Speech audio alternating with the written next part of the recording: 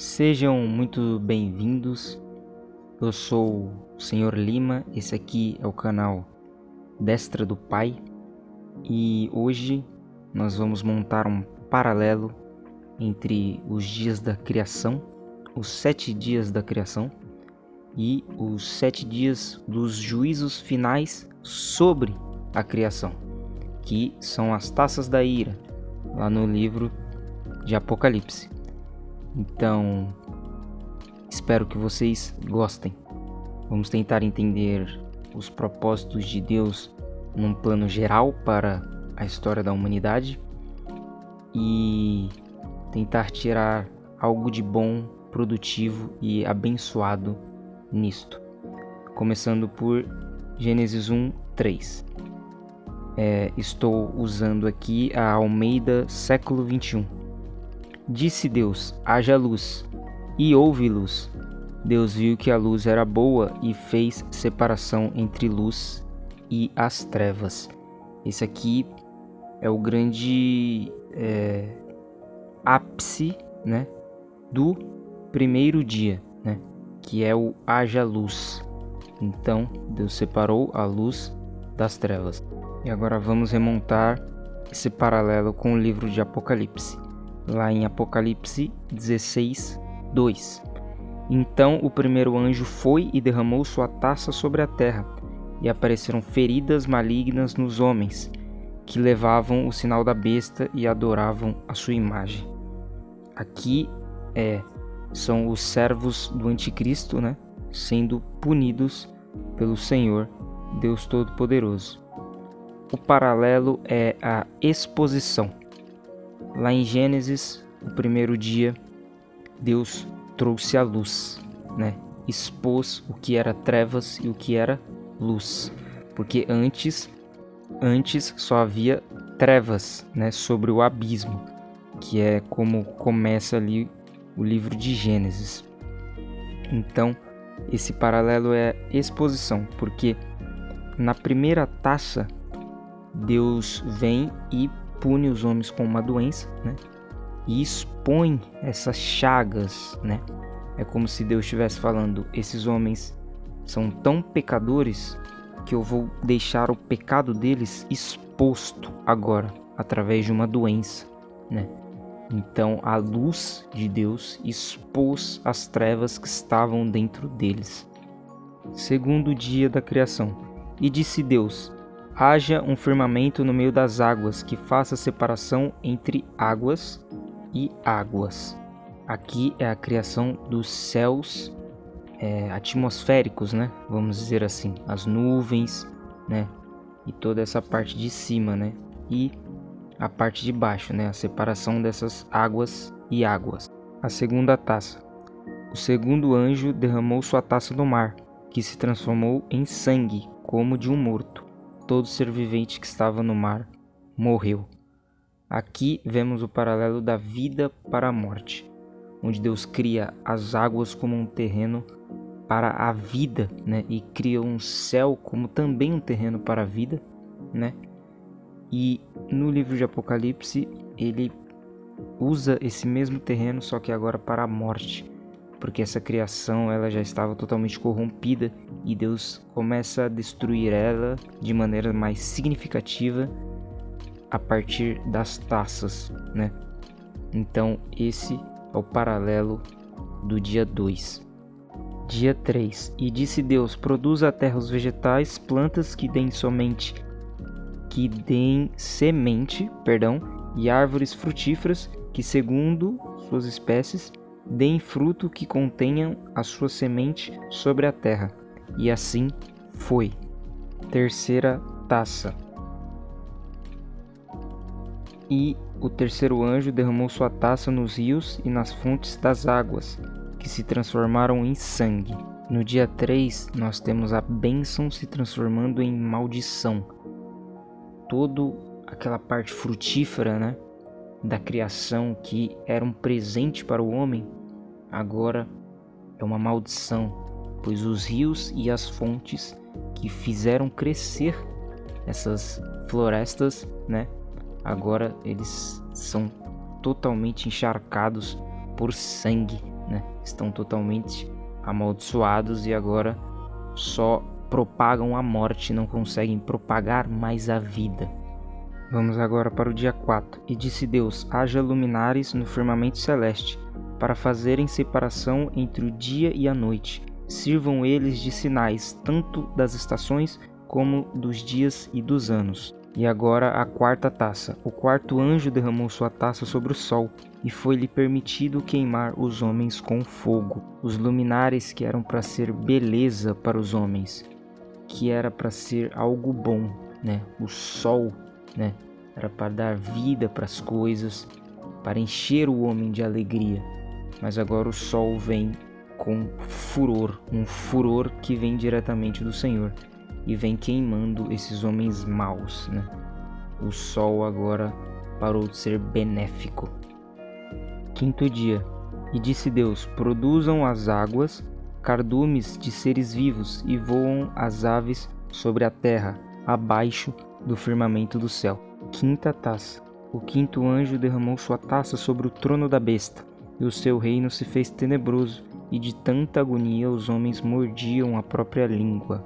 Se no quinto dia da criação tem uma harmonia, né, dos peixes, das aves, né, o cenário está todo se montando para o homem, está todo se montando para coroar a criação com o homem, né, que é, vamos dizer assim, a cereja do bolo da criação de Deus.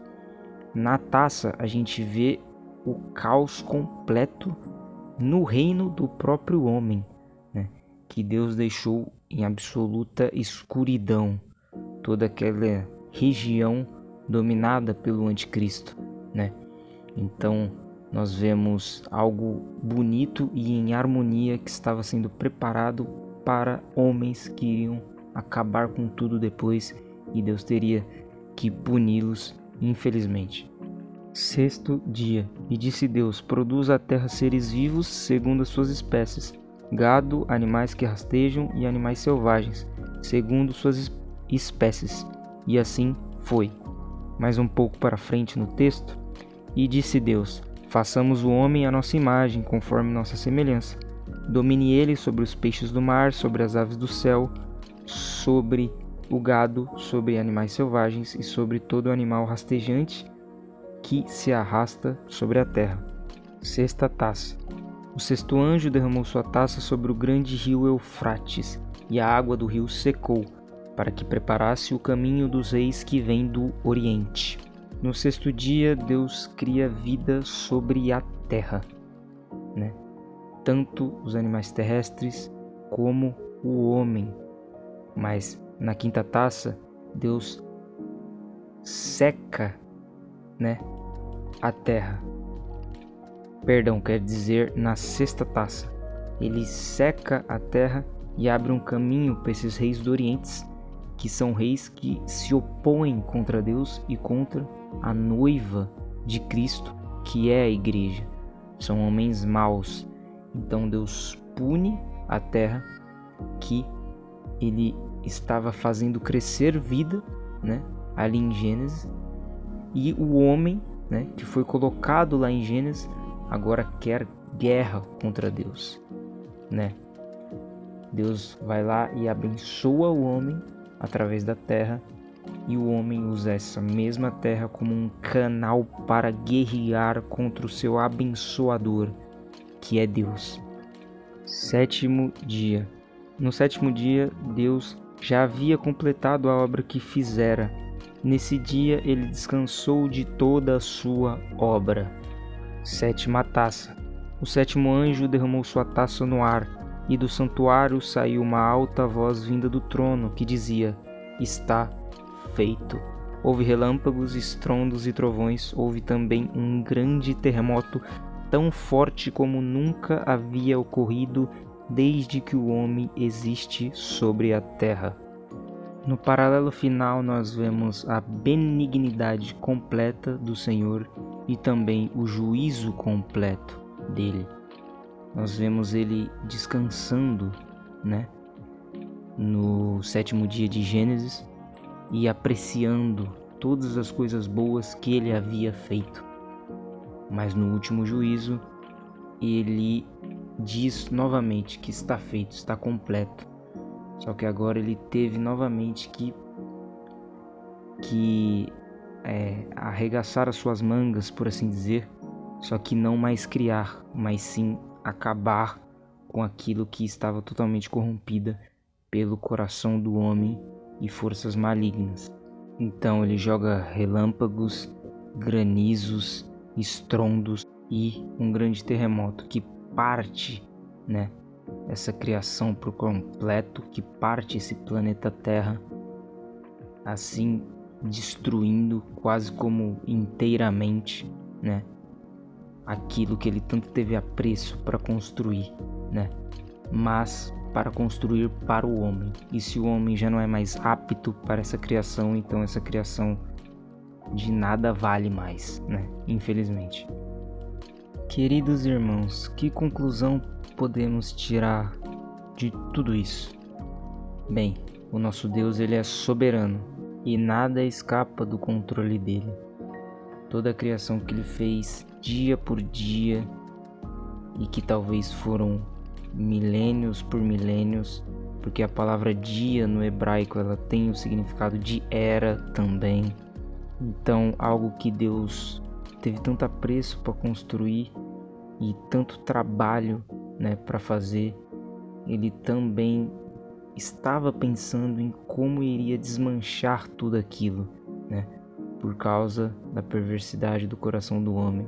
Mas graças a Jesus Cristo, há salvação para o homem.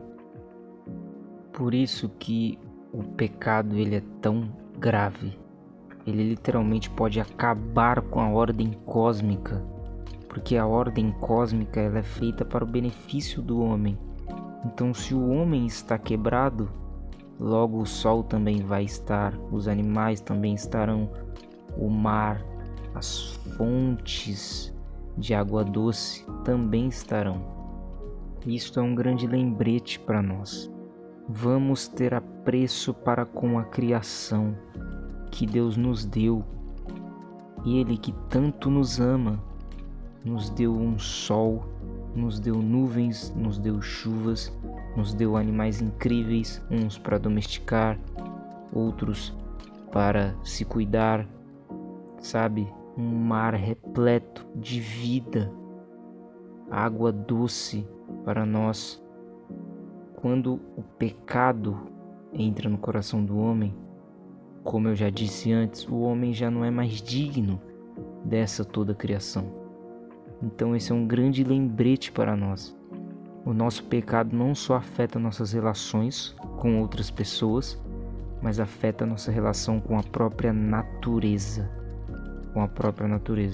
E infelizmente vai chegar a um ponto que vai estar tão grande isso no mundo, tão grande. Graças a Deus, a igreja já não vai estar mais aqui para ver isso, assim eu creio, Mas isso vai estar tão grande que vai afetar toda a criação, Vai acabar com toda a criação. Porque todo o nosso pecado, ele afeta diretamente o Senhor, Assim como Davi escreveu, pequei contra ti, Senhor, e contra ti somente. Mesmo Davi tendo pecado contra Batseba, contra Urias, Mas ele sabia que o principal ofendido foi o Senhor. E quando a gente peca, o principal ofendido é o nosso amado Jesus Cristo, Então, acaba que essa ofensa contra o Senhor vai acabar recaindo sobre toda a criação e sobre quem está nela, que somos nós. Então, fica esse aviso muito importante, irmãos. Você tem apreço pela criação do Senhor? Você tem apreço por todo esse universo vasto que Ele nos deu? Não peque, pois o pecado afeta tudo, tanto no micro quanto no macro. E que venhamos a ser mais fiéis e mais devotos. Amém. Fiquem com Deus.